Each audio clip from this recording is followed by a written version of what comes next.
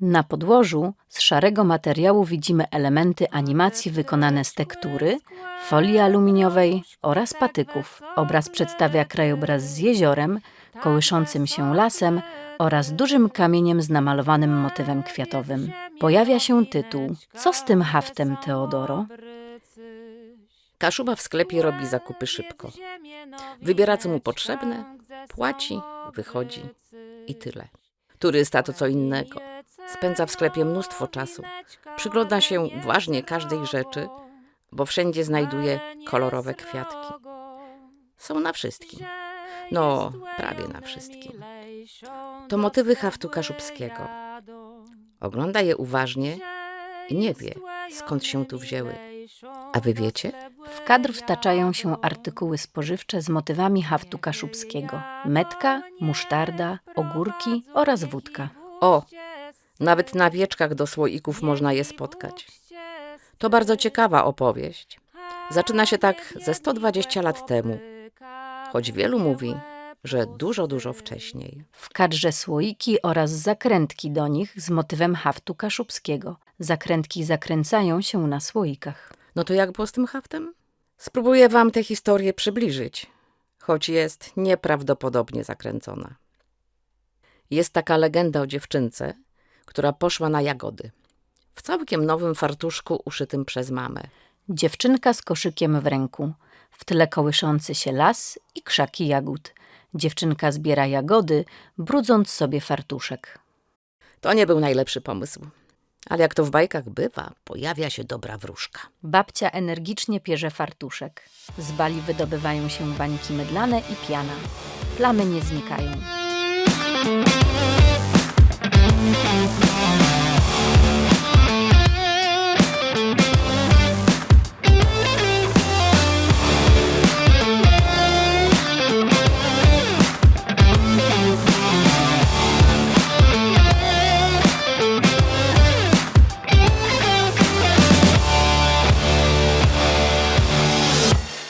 Pranie nie pomogło. Plamy trochę zbladły, ale jak były, tak są. Dziewczynce żal było nowego fartuszka, a babci żal było wnuczki. W nocy, kiedy wszyscy spali, babcia wyhaftowała w miejscu plam kolorowe kwiatki. Piękna, wzruszająca opowieść. Szkoda, że nieprawdziwa. Babcia haftuje kwiaty na fartuszku w miejscu plam. Niektórzy mówią też, że początki tego haftu wzięły się od sióstr Norbertanek, zakonnic z Żukowa. Och, jak one pięknie haftowały! Srebrną, złotą, kolorową nicią na cennych tkaninach, na aksamitach i jedwabiach. Tworzyły ornaty i szaty liturgiczne. Wzory czerpały z powszechnych w klasztorach wzorników. Motywy roślinne, róża, tulipan, owoc granatu były częste na renesansowych i barokowych tkaninach w całej Europie. W Niemczech, na Węgrzech, w wielu miejscach tak haftowano. No i tu mamy kłopot.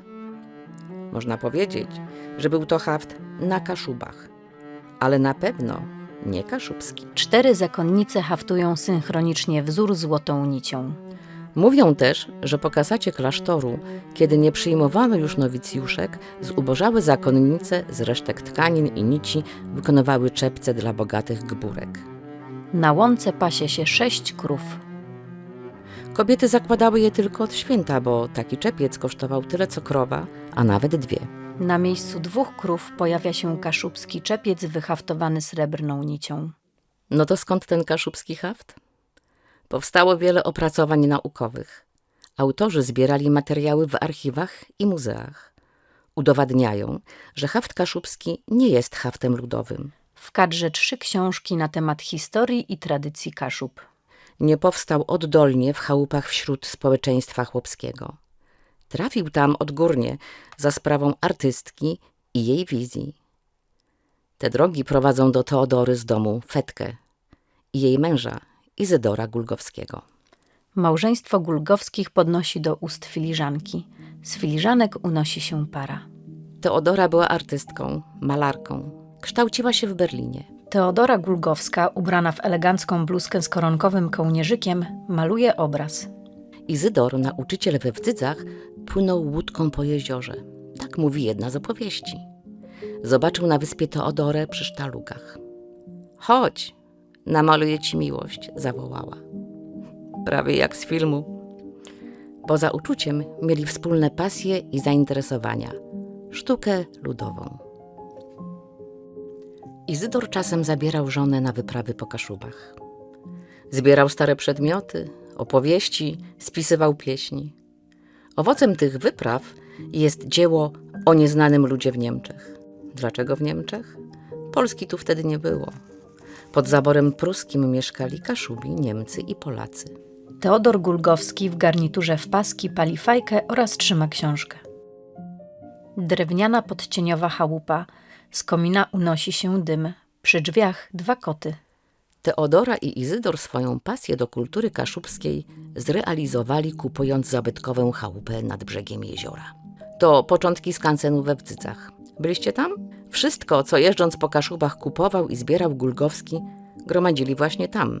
Łódki wydrążone z pnia, meble, sprzęty domowe, plecionki, szklane obrazy i ceramika. Wokół chałupy pojawiają się przedmioty z kolekcji Gulgowskich. Pamiętacie czepce? Gbórki już ich nie nosiły. Wyszły z mody. Odsprzedawały je Izydorowi za niewielkie pieniądze. 4 bogato zdobione czepce kręcą się wokół własnej osi. Wspólną pasją małżeństwa była też myśl społeczna, mająca na celu poprawę warunków życia Wdzydzan. Cóż, bogato tu nie było. Stworzyli inicjatywę wskrzeszenia dawnego rękodzieła. Nazwali ją Przemysł Domowy. Dzięki temu przetrwało i nabrało znaczenia chmieleńskie garncarstwo. Popiersie Gulgowskich.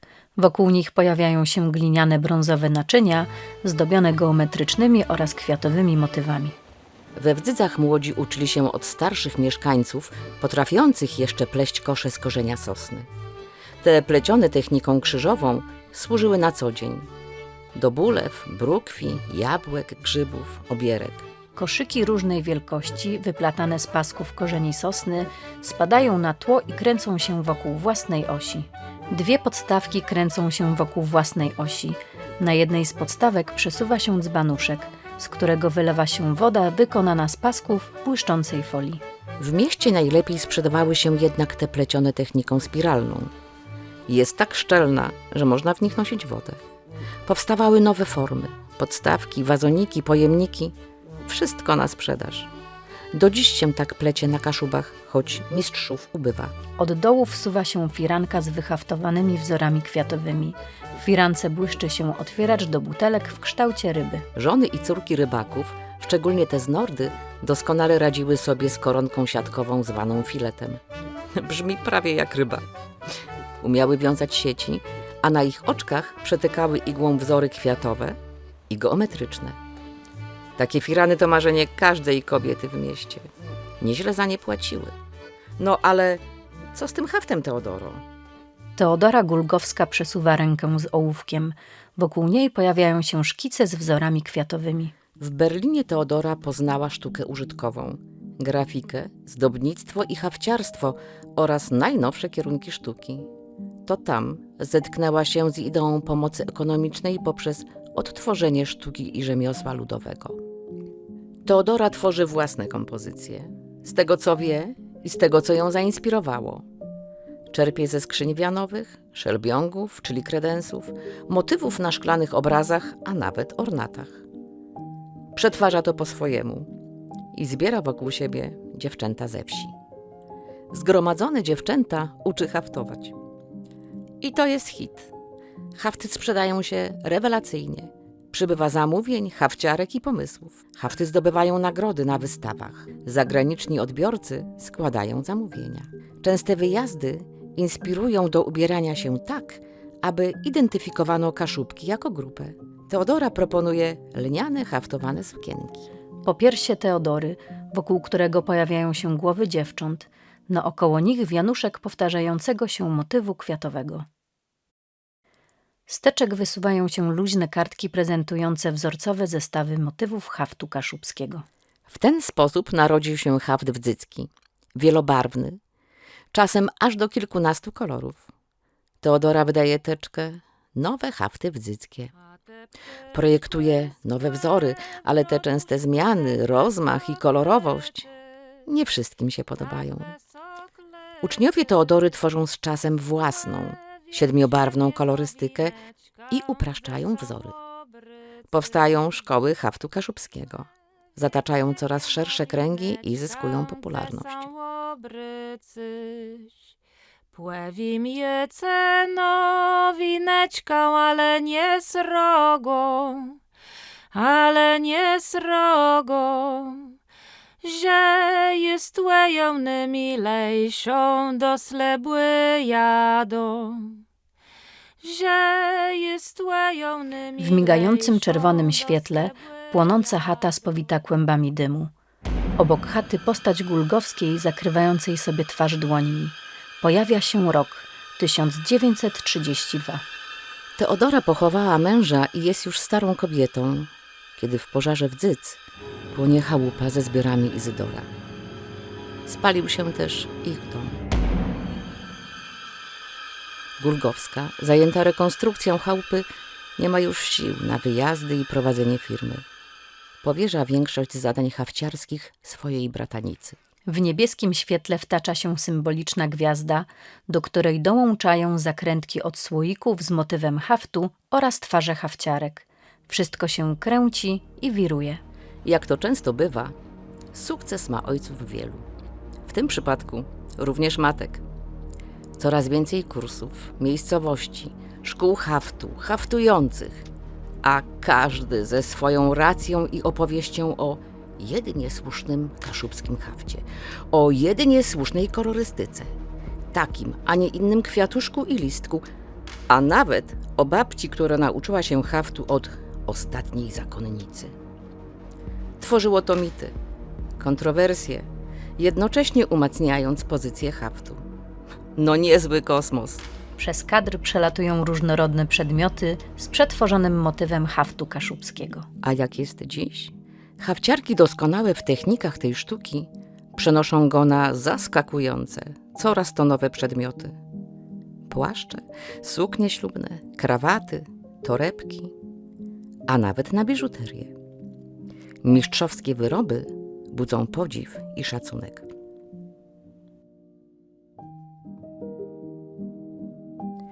To indywidualny sposób wyrażania. Artyści przenoszą te motywy na niecodzienne tworzywo. Ceramikę, skórę, a nawet szkło w sposób symboliczny, niedopowiedziany.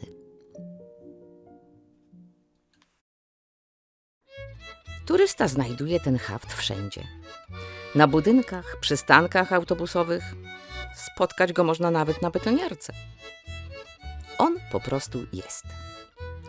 Na papierowych serwetkach, kubkach, talerzykach i pamiątkach, a nawet pierniczkach. To wyraz miłości do regionu, do tradycji i kultury.